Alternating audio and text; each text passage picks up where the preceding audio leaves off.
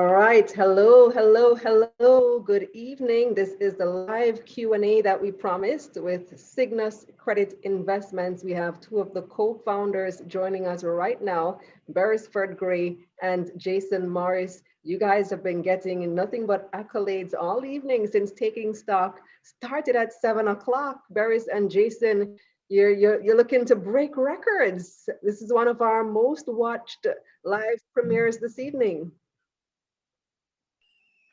Yep. Hi. Good evening, everyone, and good evening, Kalilah. Yeah. Yeah.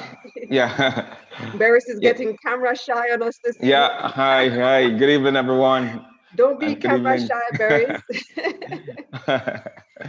Yeah, you were saying that we were, and yeah, you were saying that we were breaking records. Yeah, so I saw over 150 people joining us on the premiere of Taking Stock just now. Right now we have 56 watching on YouTube. Let me see how many are on Instagram. We have a number of people on Instagram as well. We'll be taking all of your questions. So let me read some of the accolades people were sending your way. So on YouTube, Damien says, impressive performance since 2017, great company and looks good for the future. K Natural One said, Sygnus making me want to open a brokerage account ASAP. K Natural, what's taking you so long? Haven't you been following my channels for a long time? You should have opened that account long time, man. David Rose, hey David, hey. David says, Sygnus says business, not dominoes. Beagle says, I feel optimistic about where the company is heading. Christoph says, to me, in a nutshell, Sygnus is a hungry company and it's pretty exciting. Other people, Philip Burgess says, rate Jason Morris from about 15 years ago. The man is a genius. And I hear Beris is similar. How are you guys feeling this evening? Well, I'm feeling really great, and I'm really humbled by all of those very encouraging comments. You know, things like that just let we believe more and really feel that we are on the right path, and that we feel as if we are really changing the financial landscape in the Caribbean, which is our ultimate goal. Yes, So 3 years ago. I'm really pleased with the support of everyone. 3 years ago, what you guys were doing was unheard of. Nobody knew what Cygnus. So I think there was a lot of confusion about what you guys were at the time, and I sensed some hesitation in the market because of that. But I think now that things are a lot more clear and that you've established a track record, there is quite a bit of excitement about this additional public offer. Jason, how are you doing? I'm doing fine, Kalilah. Nice Good, glasses. good evening to everyone. As Barry said, just straight humility. At the end of the day, we're just here to work for the shareholders. And as long as we continue to do what we know how best to do, we will get the support. So just thankful for the accolades. All right, so everybody who is watching, this is your opportunity to ask Jason and Beris directly, whatever you want to know about this APO. Hey, maybe you could even ask them some other questions for some, some investment guidelines, because, they do that too. So this is your opportunity, and I'm going to get the ball rolling. Remember to like the video as well, guys, so that more people have this opportunity to participate in this discussion with these two gentlemen. Troyan says, I remember the last time Beris was on Taking Stock. Christoph says, JPS, have mercy on this live. Please, and Digicel. All right, so I'm looking for your questions, and let me take some that I was compiling a little bit earlier on. So let's get started with the questions. So I saw a couple of questions on Twitter. And this question said, I've heard of this APO being structured in a hybrid way to have some rights issue-like benefits for shareholders. What are your current shareholders to expect from this offering? So thanks for that question. Effectively, the APO is structured with a little bit of juice. It has 80% reserved shares for existing shareholders. And the idea behind that is pretty much to allow existing shareholders to get a quote unquote guaranteed take up of a large part of the offer so that they are not quote unquote diluted. Because normally a rights issue, the shareholder has the right to refuse to purchase the shares, first right to purchase the shares, in order to prevent them from being diluted. So that was the idea behind it. And then we threw in another bit of sweetener by giving existing shareholders a 10% discount on the offer price. Okay, so for those, the large investors especially who have significant shareholdings in Sygnus, I remember when we did our Money Mondays JA analysis of the APO, my scriptwriter was asking, is this for you, for us, regular investors, or for large pension funds? So who would you say is the target market, the ideal investor in Sygnus Credit Investments? Good question again. The target market is all investors who purchase stock. The reason why the shareholding of SCI is predominantly institutional investors is because at first, when SCI came about, those were typically the investors who understood what the business model was about. And so they would have jumped on the boat from very, very early. So now that the market is getting a lot more educated about what private credit is, and we have, the Caribbean Alternative Investment Association, or CARIA, of which Sygnus is also a co-founder, that is also out there beating the pavement to educate people about what alternative investment is and how it can actually impact the economy and business. Then obviously, the regular common shareholders now being more informed and also looking to take advantage of what the institutional investors have known for some time. Seeing those numbers going up on the live stream, 122 people watching us now on YouTube, and we have some more watching on Instagram. So I saw a question just now asking about the close date. So one thing that I forgot to do, I should have done during the introduction, was to give an overview of the details of this particular offer. For those of you who are just joining us and didn't get to see Taking Stock earlier, you might have missed the beginning when we gave the details. So this is what the offer is. Sygnus Credit Investments Limited is seeking to raise up to $4.8 billion through its additional public offer APO, according to the recently released prospectus. So that is if the offer is upsized, you guys could take in as much as 4.8 billion, but the general offer is for 3.3 billion. That's what you're seeking to raise. You're selling at least 196 million ordinary shares. The cost is $16.30 JMD for the Jamaican dollar shares, 14 cents US for the US dollar shares. But if you're already a shareholder, then you get a special price. So existing shareholders as of November 20, as well as Sygnus team members, get a special price. Do I qualify as a team member since I'm doing this interview? Berries? Can I get in on the discount? Almost. Almost. I hop on red, I hop on your brand colors, man. So the discounted price, if you are already a shareholder as of November 20, you can get a discounted price of $14.70 GMD or 12 cents USD if you're buying the US dollar shares. But if you're not already a shareholder, I would encourage you, if you're interested in this, to get in early, because 90% of the shares are reserved. So therefore, existing shareholders, team members, and key investors. So this APO will open on December 18, that's on Friday, and it's scheduled to close on December 23. And as you guys already know, it could close earlier if it's fully subscribed or oversubscribed. The company reserves the right to upsize the offer by a further 82 million shares. The joint lead brokers are Sagicor Investments Jamaica and NCB Capital Markets. And Sygnus, well, you guys said that you want to use these funds to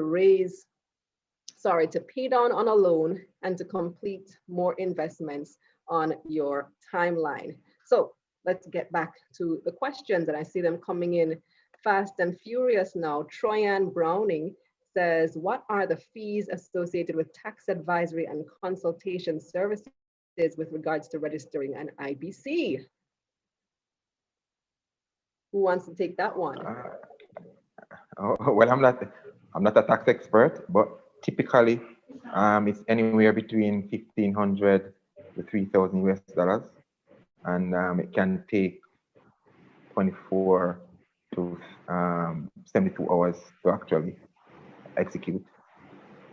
Yeah, I would also add that Sygnus as a tax advisor business, so we not only do private credit, we also have a tax advisor business. So anyone who's interested in that could contact Sygnus Tax. Okay, let's see. GG, my question is, when is Jason going to start lecturing? He's brilliant and will do well teaching our finance courses, LOL. Jason, lecture? Yeah, well, I used to lecture. I had to give that up. Just too much work, and Berisford has me slaving out over here, so I won't have enough time to go back to lecturing. But maybe one day. Yeah, well, you're doing quite well over at Sygnus, so there's that.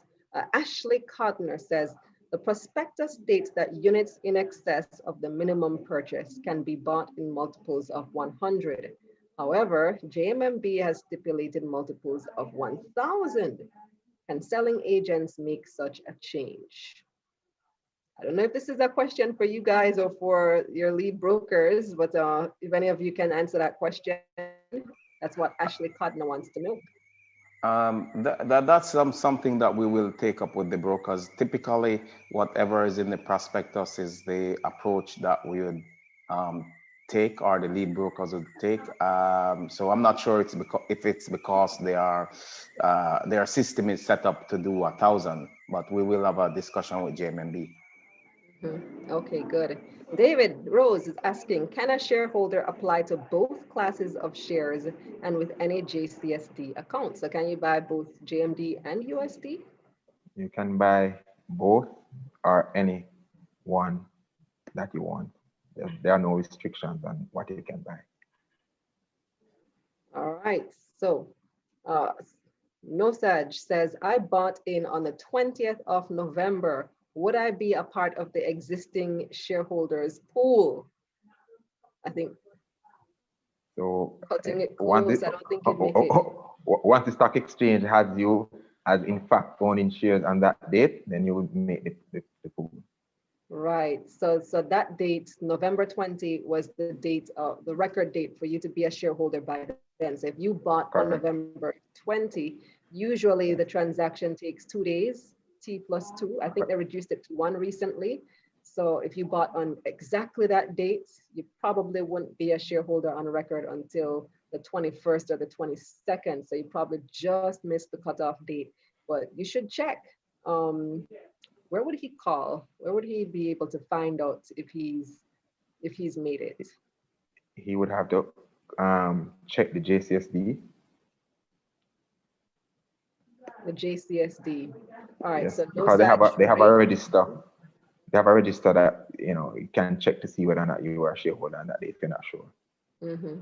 Ray, check the JCSD to see if you made it. I don't think so, but yeah, press your luck. You never know. Damien, no, let's see. Christoph Ellis has a question. He says, I noticed that you are well in your target threshold of 40% for your operating income to total investment income ratio. What was the process in choosing this target? I like my viewers, very intelligent questions. Good question. So when you look internationally, financial firms generally, that's the gold standard for your efficiency ratio. So, we are benchmarking ourselves based on international best practice. So we also chose 40%. Okay, here's another good question. Fitzroy Adams clearly was reading the prospectus.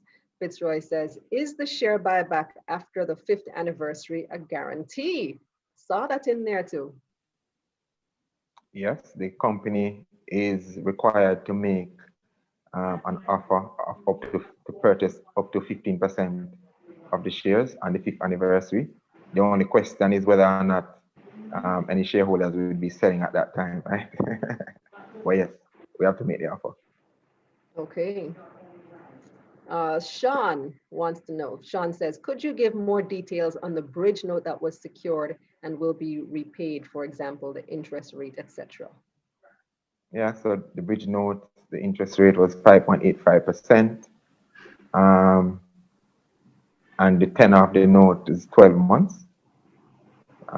So we have a little ways to go before it actually matures, but we'll be paying it out ahead of maturity.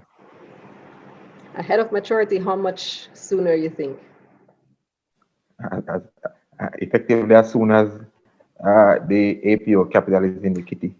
Right. So this is one of the reasons for the APO to pay off that bridge loan. All right. Philip says, will multiple applications be considered equally? I think this is another question for the broker, but perhaps you guys could take it. We did not place any restrictions in terms of applications. You can apply for as many times as you want. Yeah, so there are no restrictions in the prospectus and the number of applications that you can do. Beris, what is the minimum number of shares that I can purchase as a new shareholder? That question's coming from Vladimir Carr. I think the minimum number of shares is 1,000. So 1,000 units. Yeah, so, and that's whichever classes of shares you'd like to buy. Okay. Troyan, boy, people sending these questions in fast and furious now. Troyan Browning, what if the US dollar shares are not applied for in totality? Will or can they be converted and issued as JMD shares? No, I don't know. Sorry. Yeah, the classes of shares are different. So, each class could be, a class could be over or under subscribed, but you can't, or you won't be converting one class of shares into another. But what can really happen is you might have an undersubscribed class, and investors obviously can decide if they want to probably, if the deal is not closed as yet, change their subscription to another class, but we won't and cannot convert one class to another. Well, I see 147 of you watching now on YouTube. We also have about 50 over on Instagram. I love to see those numbers up. Smash the like button, guys, so that YouTube shows this video to more people. Alistair says, hello, Jason. Specifically, can a shareholder get the discounted price using multiple JCSD accounts, considering that the shares were purchased using one particular JCSD account? I think it is linked to your TRN number. So as long as your TRN number is linked to all of those applications, I don't see why not, because it's as if you're saying, I want to buy 1 million shares and I made 10 $100,000 applications. It should amount to the same thing. Okay, here's another question from somebody who has been diligently reading the prospectus. Delon Maxwell says, in the prospectus, I see that there will be no investments made in the hospitality industry with the proceeds of the APO. Is that correct? And why? I'm not sure where in the prospectus it says no investment will be made in hospitality. So that's not correct, because there are investments that we are looking at in all sectors, including hospitality. We have very strong companies that are looking, for example, to buy other companies, and majority of our portfolio companies are actually in acquisition mode. So obviously, if one company is buying another company, our companies are making acquisitions, they are doing so from a position of strength and not weakness. So we will not be excluding that. So I'm not sure we're in the prospectus that it says that. I was wondering myself, which is why I said he was diligently reading, because I thought I just missed that bit. But Delon, if you know if there's something that, if you want to follow up on this, you can ask another question and say specifically what you were referring to. That's fine. But as far as Jason has explained that it's not actually the case. But if there's something specific you are referring to, you can ask me another question there in the live chat. Demar Vousden says, how will this APO affect the future dividend payments in terms of increasing? Not sure I fully understand the question. In terms of increasing what, Demar? How will this APO affect the future dividend payments? I was waiting for somebody to ask that question, right? So, good question. So, let's assume that SCI raises 22 million US dollars in capital, right? For every million US in capital that SCI raises, we expect a net benefit of 100.8 thousand US dollars. So 22 million would give you 2.2 million in net benefit to shareholders. And if we assume that since SCI started paying dividends, the average payout is approximately 63% of core revenues or net investment income. So on 22 million, that would give you roughly 1.4 million US dollars in new dividends per year once all the money has been deployed. Nice. So 1.4 million versus 1.89 million paid out on the just concluded fiscal year results. That should give you a good sense as to the type of dividends that SCI is capable of paying on a go-forward basis. Okay. So Christoph Ellis says, any plans on further diversifying your industry portfolio company allocation? Okay, that. Yeah, you know, we have a very diversified portfolio at the moment. We cover 10 industries actually, and we will continue to look for opportunities within industries. You know, we probably at the moment there are a lot of opportunities in the renewable energy sector. We are in energy at the moment, but we actually don't have any exposure to renewables. So that's a sector that we are looking at. So we'll continue to look at sectors which are strong and will give us good return, let me say good medium to long-term return for our investors. So certainly. Here's a related question from Sean. Sean asks, why is technology not a targeted industry given the opportunities at present and going forward?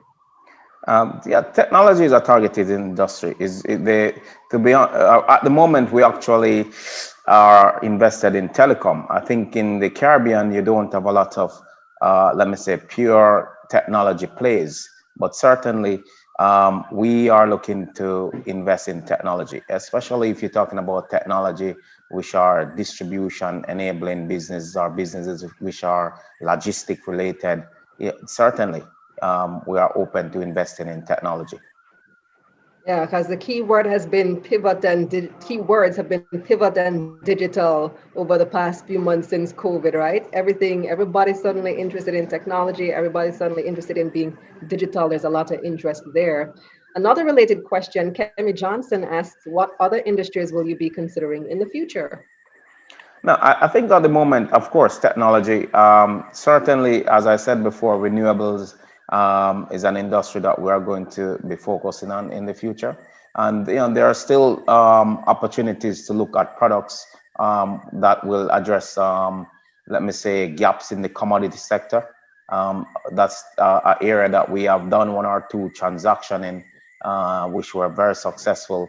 So there's a huge opportunity in the commodity sector to really finance commodities. So we will be looking at those areas. Okay, Randy Burgess says, sorry, just reached, maybe this was answered before. How does SCI view the other constellations coming to market for alternative investments? Will this be direct competition? How does SCI respond? I did ask that during taking stock, but clearly Randy missed it. So what's your response to these other alternative investment companies coming out? That's an excellent question. We actually welcome additional players into the alternative investment space because we are all looking to grow the ecosystem together.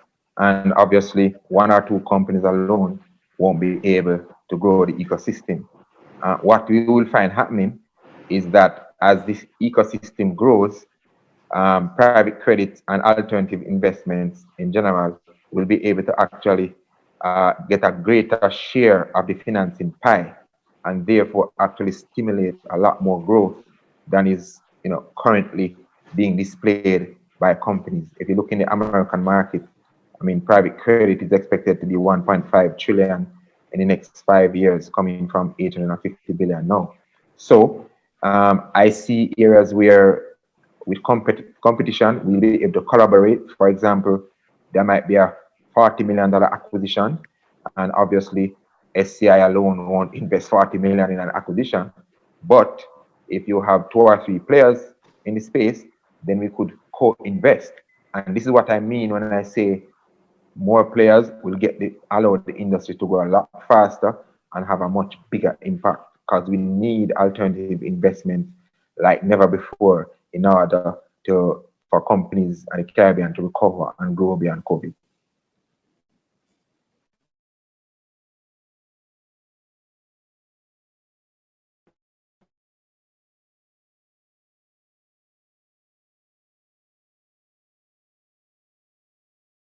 Yeah. So at the end of the day, SCI has spent the last 3.5 years building up its track record, and our track record speaks for itself. So the next 3.5 years, what SCI will be focused on is leveling up, right? We are looking to expand our wings and to fly to new regions, new industry, do new things. We are no longer in the business of building up our track record. We have already built it and it's there for everyone to see. So overall, we are not scared of competition. We welcome it because we think the ecosystem needs to expand and grow. But we also think that SCI, which is the dominant player right now in the industry, will remain the dominant player in the industry because we have a unique skill set that we utilize to create the track record that you have all seen. And 3.5 years ago, when no one was speaking about alternative investments, no one was speaking about dry powder, which is a term I remember when I introduced that term first, people were asking whether or not, I'm looking to go to war with guns, etc. So it's very good to see competitors coming into the space, because what it does, it validates the fact that alternative investments in general and private credit in particular is a viable long-term industry. Yeah, so it's that growth mindset that competition just increases the pie for everybody. Rather than creating a smaller slice of the pie for you, you create a bigger pie and everybody is able to get more. I remember asking the same question to Carrie Robinson of Mailpack when they were listing, and he gave a very similar answer as well, because as you know, that industry has a whole lot of competition in it. So we have some more questions coming in. Gigi says, will the proceeds from the JA shares be converted to USD? Is there any conversion risk associated with these proceeds on the bottom line? I think you guys may have answered that before.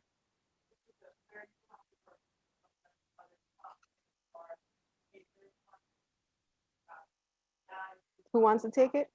Oh, you were asking that question? I thought that you said that we answered it before, but Okay. yeah, I think there will be well, our strategy is to do what you call match funding. So what we normally do is we will match our say the capital that we raise in J dollar with opportunities that we need to fund in J dollar, and similarly what we have to fund in US dollar with US dollar capital. But we also try to neutralize from a strategic point of view FX impact on our business. And so we are working with our brokers and let me say partners, financial partners, to arrange for any conversion that is needed to minimize any FX impact and avoid any disruption as well. So we have a strategy in place to deal with that. Philip has another great question. He says, how imminent are plans to make dividend payments quarterly instead of every 6 months? Well, very good question. I think at the moment we are doing semi-annual dividend payments, and that's primarily because of two reasons. We are a 3-year-old company, and our dividend started at $400,000, $467,000 in 2018. Of course, it has grown over 300% to 1.9 million at the end of the 2019 fiscal. So as the dividend grows, as Jason pointed out, to a larger amount, then I think that we can pay out quarterly dividends because each person will get a larger check. There's also an administrative side to it. We have many shareholders and many small shareholders as well. So when you pay out quarterly dividends, the amount is relatively small, and in some instances, the cost of mailing the check or wire transferring the US in the US amounts to these accounts might be too high. So we want to facilitate our small shareholders, so as the pie that they are sharing in grow, we will look at quarterly dividend. So we're trying to at all times make sure that we work towards the best interest of every single shareholders, not only the large ones. These are some great questions, guys. So Delon has a question. I think you kind of answered half of it, but let me put it out there anyway. He said, would you consider investing in any technology startups in the medium to short term? So you've answered the tech part already about your interest in tech, but I think the startups part of the question is new. Yeah, I think at the moment, Sygnus Credit Investment, unfortunately, does not invest in startups per se. We invest and are very focused on medium-sized firms, which mean you are, I would say, you have gone through the startup phase, and of course are expanding your business and are acquiring other business, or deepening your market share. So that's that's the mandate of Sygnus Credit Investment. Startups, of course, and as the ecosystem for alternative investment grow, there will be opportunities to create funds such as venture capital funds that will invest in startup. I would say outside of investing in startup, of course, we have an investment banking team that assists startups with capital raising. So, not because Sygnus Credit Investment doesn't have a mandate to support startup, but within Sygnus Group, we do have investment banking capabilities to assist startups. Okay. Over on Instagram, Damian Mitchell says, does this priority apply to shareholders of both the USD stocks and the regular Sygnus shares? What priority, Damian? If you can clarify your question. If you guys understand the question, feel free to answer. Yeah, it's a simple question. It's equal opportunity for all shareholders, so it applies to both. Okay, so there you go, Damian. Contrarian on Instagram says, could Jason or Barry shed light on portfolio seasoning in regard to its companies? Okay, so this is not chicken seasoning, right? Our curry seasoning.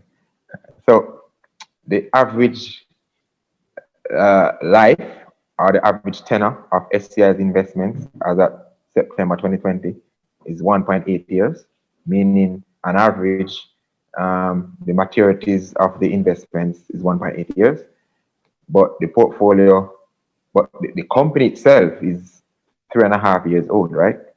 So that means if we have an average tenor of 1.8 years and the company is 2.5 years old, we should have gotten back a substantial portion, or we should show proof that we have gotten back a substantial portion of our initial set of investments. So we have actually exited $39.3 million in investments in 12 different portfolio companies. So that's what we mean by season, meaning 1.8 years is where is the length of time on average it would take to season, meaning you should exit your first set of investments and then you start the second leg of seasoning. So, in another little while, we expect to show another significant exit and just continue given the average life of the portfolio. We're getting some Yeah, really good questions. Kalilah, I'll just add a little bit to what Jason said. So the implication of seasoning and why it's really important in portfolio management is because, as Jason said, it gives you the average time that your capital that you invest turn over so that you get it back. What does that mean? For credit investment, it means that generally the portfolio characteristic, i.e. things like non-performing loans, the yield on the portfolio, delinquency or arrears, those portfolio characteristics which are very important and insightful. Typically, once a portfolio is seasoned, those are the characteristics that your portfolio will have on average going forward. So that's why it's very important for us, and that's why we pay a lot of attention to our portfolio seasoning. I thought we would have been winding down now, but it seems like our viewers are just getting warmed up with the questions, and there's some really good ones too. So Marcus Sewell says, what 3 industries do you see rebounding first out of this economic downturn for Caribbean, Jamaica, and the world? So Marcus looking for some insights on the markets there. That's a good question. It's a tough question, actually. First, well, I think that manufacturing is one of those industries that I think is going to, it has been beaten down a bit, but, life goes on. And I think that this is one of the industries that will be at the forefront of once people can go out to consume, different entertainment and hospitality, etc. That this is going to be one of the industries that would benefit from a resurgence in a post-COVID world. I also think that hospitality, even though it has been beaten down a lot, or because it has been beaten down a lot, is going to be one of those industries where once things have kind of normalized, the rate of growth or the pace of growth is going to be likely quite phenomenal because people have been, locked into their homes and can't go out, can't party, etc. for a very, very long time. So there's just this huge pent-up demand that is likely to result in just people just taking vacations left, right, and center. Yeah, you see what just happened with the Airbnb IPO. If you were watching Taking Stock just now, the IPO price was $68. First day of trading was something like $140 something, and that's that same industry, hospitality. So there's great optimism that when the market does rebound, it will rebound pretty big.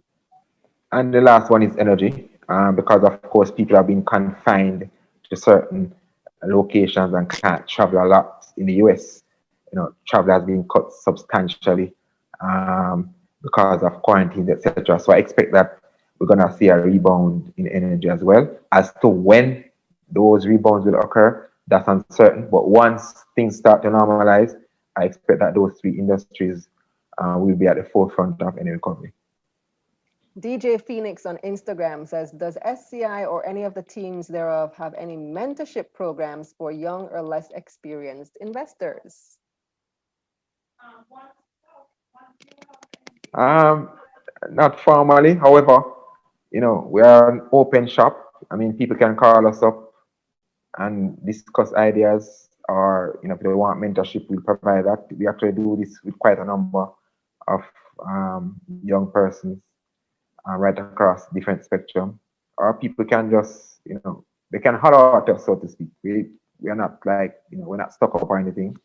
You can call and perhaps go across the road and have a drink and just bounce ideas. So we're always open to that because we also got a lot of insight like that from people who we looked up to when we were much, much younger. Yes. Sorry, I was on mute. So don't be surprised if you start getting a lot of calls after today. He said something like that. I don't know about the drinks part across the street though, because places are closed down because of COVID. But you might get some Zoom requests pretty soon. All right, let's go back to YouTube. Demars asks, will the company branch off in other industries other than credit investments? I've seen a pattern since COVID where that's happening. For example, Wigton going into farming. No, we won't be branching off. Sygnus Credit Investment will not branch off in other industries. Or, you know, at the end of the day, Sygnus Credit Investment is very focused on addressing a particular need. And we believe that the market need in the Caribbean, and we have been saying this for a while, is so significant. It's probably even in the region of $1 billion. And you're talking about pioneering an industry. We are 3 years into leading a charge to pioneer a new channel, a new industry. So we are nowhere along that journey. So at the moment, I don't see us branching off or having a need to branch off, because we still have a big need out there to satisfy. Okay, so I'm going to take just a couple more questions. Fitzroy says, Jason stated today that 58% of the shares outstanding are held by institutional investors. Are you able to state the percentage held by retail investors, excluding key investors and partners? Okay, so key investors don't own any of the shares as yet. So the difference between 158, that gives you the retail shareholdings. Key investors is referring to potential shareholders who may subscribe in the APO. Because if you're an existing shareholder, then you are already an existing shareholder. You won't qualify as a key investor. Key investors are just new investors who don't own the shares yet, who want to come in and fit a particular criteria. All right, I'm seeing some really good questions here. I have to screen the last few. Yannick Taylor asks, what's dry powder? You can explain that quickly for Yannick. So dry powder is effectively the cash that SCI keeps on hand to invest into new investment opportunities. So it's almost like, if you're dealing with weapons, it's the thing that you use to discharge your bullets. So effectively, it's the same thing for Sygnus Credit Investment. It's the ammunition that we use to invest in new opportunities. That's dry powder. The money that you have there. I like this question from Ashley Codner, because I attended a forum. Well, I hosted a forum on this topic very recently. Ashley says, sustainable, ethical, and green environmental friendly projects are what I look for when investing my funds. Does Sygnus assess these factors when investing stakeholder funds? And can you give us an example that you can share, if so? So that's a very good question. That's something that we are looking to embark upon. We'll actually, on a go-forward basis, maybe starting with the next annual report, we'll actually carve out to show investors how we are impacting from an ESG, environmental, social, and governance framework, and how our investments stack up in a matrix that reflect how we are how our shareholders' money is being invested from an ESG perspective. So at the moment, I can't really answer the question properly because we haven't really tracked it or have any data to show. But that's something that we are looking at certainly doing, because it's actually best practice to show how your investment is impacting the environment, etc. Yes, that's a very important topic that's been coming up more and more recently. So I'm going to take two more questions, and these are two good ones. Cruz says, why not retain more profits rather than issue new shares? That's a very good question, and thanks for that question. So if you look at SCI, right, the amount of profit that SCI can retain, and instead of paying out dividends, and the impact that retained profit would have on SCI's dry powder, our ability to invest in new companies is minimal.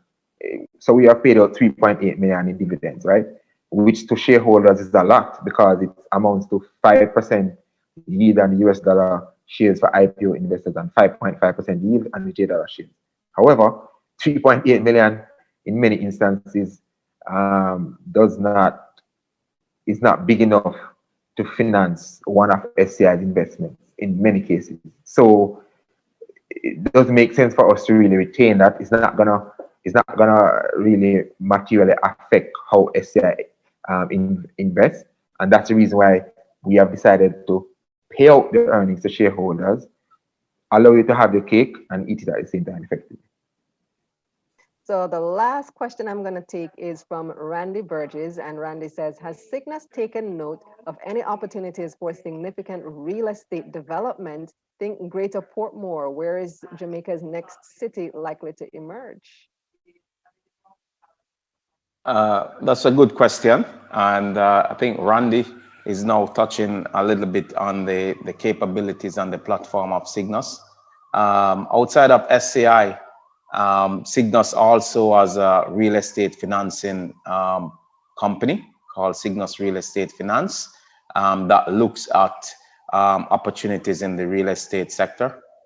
We are currently doing a few projects, in Discovery Bay. We have a very successful project in Montego Bay. We have some projects working on in Kingston as well, office development and industrial parks. So that is the vehicle that will look at real estate opportunities. And of course, we are looking at opportunities in St. Catherine, but we have not yet committed to any of them. But Sygnus Credit Investment focus on corporate credit to medium-sized firms. And Randy, we address the real estate asset class through Sygnus Real Estate Finance. So yes, we do look at real estate. Well, that's going to do it, guys. Thank you so much for participating. Thanks, Jason. Thanks, Bears. Thanks to all of you who watched on YouTube and on Instagram. You came with some really good questions. I didn't expect us to go this long. It's 8:40, so clearly, Jason and Bears, there's a lot of interest in Sygnus APO when it opens on Friday. Indeed, we're thankful very much. Yep. Absolutely. Thank you very much as well. So for everybody else, and no, just saying again, thank you, Kalilah, for having us. Thanks to the listeners, the viewers, and all the questions were very interesting. And we just want to encourage everyone to take a look at this investment opportunity. As Jason said, it's for everyone. And speak to your broker, read the prospectus, and you might find this a very interesting opportunity for you.